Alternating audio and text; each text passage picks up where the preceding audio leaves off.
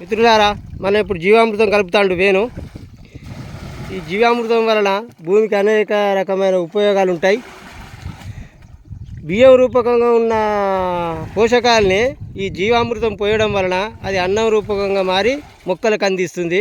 అప్పుడు మొక్కలు ఇట్లా ఆరోగ్యంగా తయారవుతాయి.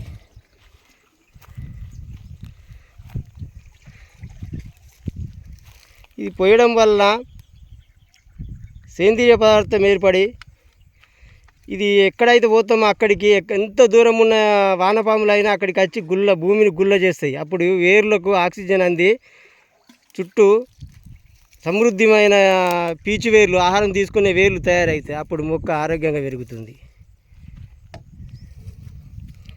ఎట్లా వస్తాడో చూడండి.